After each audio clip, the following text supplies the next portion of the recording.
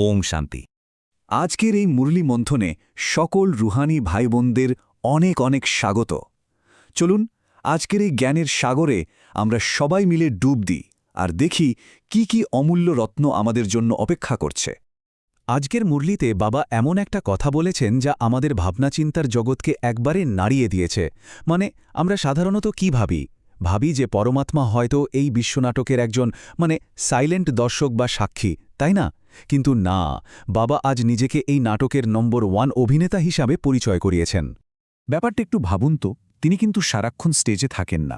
তার পার্টটা হলো সবথেকে ইউনিক আর সবথেকে ইম্পর্ট্যান্ট। কখন আসেন তিনি? যখনই দুনিয়ার নাটকটা একদম শেষ পর্যায়ে পৌঁছে যায়, যখন আমাদের আত্মাদের সব শক্তি শেষ হয়ে যায়। ঠিক সেই সঙ্গম যুগের ছোট্ট একটা মুহূর্তে তিনি আসেন তার বেস্ট পার্টটা প্লে করতে। আর সেই পার্টটা কি? পতিত আত্মাদের আবার পবিত্র করে তোলা। এই ব্যাপারটা বোঝার জন্য একটা খুব সহজ উদাহরণ দিই। ধরুন একটা ব্যাটারি পুরোপুরি ডিসচার্জ হয়ে গেছে। সেই ব্যাটারিটা কি অন্য একটা ডিসচার্জড ব্যাটারিকে চার্জ করতে পারবে? একদমই না। ঠিক সেইভাবেই যে আত্মা নিজেই জন্মমৃত্যু চক্করে ঘুরতে ঘুরতে নিজের সব শক্তি হারিয়ে ফেলেছে, সে অন্য আত্মাকে শক্তি দেবে কোথা থেকে? এই অসম্ভব কাজটা করতে পারেন শুধু একজনই, যিনি এই সব চক্রের ওপরে, সেই আল্টিমেট পাওয়ার হাউস, পরমপিতা পরমাত্মা। তো সেই পাওয়ার হাউসের সাথে কানেক্ট করার কথা যখন আসছে, তখনই আজকের মুরলীর একটা খুব জরুরি প্রশ্ন সামনে চলে আসে। এই প্রশ্নটা আমাদের যোগের আসল মানেটা বুঝতে অনেক হেল্প করবে। দেখুন, যোগ তো অনেকেই শেখান, তাই না? তাহলে বাবার শেখানো যোগের মধ্যে স্পেশাল কি আছে? বাবা খুব সুন্দর করে এর ভেতরের সূক্ষ্ম কিন্তু বিশাল যে পার্থক্যটা, সেটা ক্লিয়ার করে দিয়েছেন। ব্যাপারটা এভাবে ভাবা যাক। ধরুন একটা বিশাল বাড়ি, আপনি চাইছেন বাড়ির মালিকের সাথে দেখা করতে, কিন্তু আপনি কি করছেন? মালিকের খোঁজ না করে সেই বাড়ির দেয়ালের সাথে কথা বলার চেষ্টা করছেন। অদ্ভুত শোনাচ্ছে, তাই না? সন্ন্যাসীরা ব্রহ্ম মহাতত্ত্বের সাথে যোগ লাগান, যেটা হলো আমাদের আত্মাদের থাকার জায়গা, ওই বাড়িটার মতো। কিন্তু বাবা আমাদের শেখাচ্ছেন ডিরেক্টলি বাড়ির মালিকের সাথে পরমাত্মার সাথে বুদ্ধির কানেকশন জোড়তে। আর এটাই হলো আসল আত্মিক যোগ। কিন্তু প্রশ্ন হলো, এই আত্মিক যোগের দরকারটা পড়ল কেন? কারণটা খুব সহজ। সময়ের সাথে সাথে আত্মার সেই অরিজিনাল পিওর অবস্থাটা আর নেই। চলুন খুব সংক্ষেপে আত্মার এই 84 জন্মের লম্বা জার্নিটা একবার দেখে নেওয়া যাক। শুরুতে সত্যযুগে আমরা আত্মারা ছিলাম একেবারে 24 ক্যারেট সোনার মতো, পিওর ডিভাইন।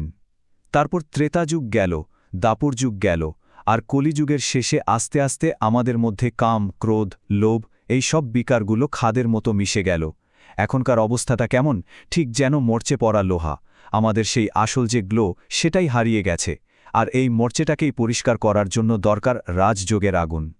এখন মনে হতেই পারে যে এই যোগ অভ্যাস করতে হলে কি সবকিছু ছেড়ে ছুড়ে জঙ্গলে চলে যেতে হবে? এখানেই বাবা একটা অসাধারণ আর খুব প্র্যাকটিক্যাল সলিউশন দিয়েছেন, আর সেটাই হলো কর্মযোগ। এর মূল মন্ত্রটা কি? খুব সিম্পল। হাতে সংসারের সব কাজ চলতে থাকবে, কিন্তু মনটা থাকবে সেই বাবার স্মরণে। বাবা কিন্তু আমাদের সংসার ছাড়তে বলেন না, বরং তিনি শেখান কিভাবে সংসারের মধ্যে থেকেই পদ্ম ফুলের মতো পবিত্র জীবন কাটানো যায়। এই ব্যাপারটার সবথেকে সুন্দর উদাহরণ তো প্রকৃতিতেই আছে, পদ্মফুল। দেখুন, পদ্মফুল কোথায় ফোটে? পাকের মধ্যে, জলের উপরে ভেসে থাকে, কিন্তু ওর গায়ে এক ফোঁটাও পাক বা জল লাগে না, তাই না? ঠিক সেইভাবেই আমাদেরও এই বিকারী সংসারের পাকের মধ্যে থেকে নিজের বুদ্ধিটাকে বাবার স্মরণে রেখে পবিত্র থাকতে হবে। সন্ন্যাসীদের রাস্তাটা হলো নিবৃত্তি মার্গ, সব ছেড়ে দেওয়া। আর বাবা আমাদের শেখাচ্ছেন প্রবৃত্তি মার্গে থেকে পবিত্র থাকার আর্ট। আর যারা এই কর্মযোগের অভ্যাসটা করে, জানেন, তাদের চেহারা একটা অন্যরকম ডিভাইন রয়্যালটি ফুটে ওঠে। বাবা আজ সেই রয়্যালটির দুটো খুব সুন্দর স্পিরিচুয়াল প্রতীকের কথা বলেছেন, তিলক আর মুকুট। তবে এই তিলক বা মুকুট কিন্তু বাইরে থেকে লাগানোর কোনো গয়না নয়, এগুলো হলো চেতনার গয়না। যখন একজন আত্মা সারাক্ষণ এই স্মরণে থাকে যে আমি শান্ত স্বরূপ, পবিত্র আত্মা, তখন তার কপালে সেলফ রিয়ালাইজেশনের সেই তিলকটা যেন নিজে থেকেই জ্বলজ্বল করে। আর যখন তার মনে সারাক্ষণ সবার জন্য ভালো চিন্তা, শুভ ভাবনা চলতে থাকে, তখন সেটাই তার মাথায় একটা আলোর মুকুটের মতো হয়ে যায়। কিন্তু এই রকম একটা উচ্চ অবস্থায় পৌঁছানো আর সেখানে টিকে থাকার জন্য একটা খুব শক্ত ফাউন্ডেশন দরকার, তাই না? আর সেই অটল ভিত্তিটাই হলো নিশ্চয়, যাকে আমরা বলি দৃঢ় বিশ্বাস বা ফেথ। এখানে 3 ধরনের নিশ্চয়ের কথা বলা হয়েছে। প্রথমটা হলো নিজের উপর বিশ্বাস, আমি একজন বিজয়ী আত্মা। দ্বিতীয়টা হলো বাবার ওপর বিশ্বাস, তিনি সবসময় আমার সাথে আছেন, তিনি অলমাইটি। আর ৩ নম্বর, যেটা হয়তো সবচেয়ে কঠিন সময় আমাদের শক্তি দেয়, সেটা হলো ড্রামার ওপর বিশ্বাস। মানে যা কিছু ঘটছে তা ১০০% সঠিক আর কল্যাণকারী। এই বিশ্বাসটাই আমাদের ভেতর থেকে সব ভয় দূর করে দেয়। আর এই বিশ্বাসটাকে প্র্যাকটিসে আনার জন্য বাবা আমাদের একটা ম্যাজিক মন্ত্র দিয়েছেন, ওয়াহ ড্রামা ওয়াহ। যখন আমরা জীবনের যে কোনো সিচুয়েশনে মন থেকে এই কথাটা মেনে নিই, তখন কিন্তু আমরা আর পরিস্থিতির ভিকটিম থাকি না, আমরা তখন সাক্ষী হয়ে যাই। তখন সব কেন কিভাবে এই প্রশ্নগুলো শেষ হয়ে যায় আর মনটা একদম শান্ত আর পাওয়ারফুল হয়ে ওঠে।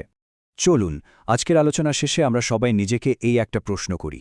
এই বিশাল বিশ্ব নাটকে আমাদের প্রত্যেকের কিন্তু একটা হিরো অ্যাক্টরের পার্ট আছে। আমরা কি সেই পার্টটা সত্যিকারের খুশি মনে, পুরো নিশ্চয়তার সাথে আর বাবার দেখানো পথ অনুযায়ী প্লে করছি? এই গভীর ভাবনাটার সাথে কিছুক্ষণ চুপচাপ বসা যাক। ওম শান্তি।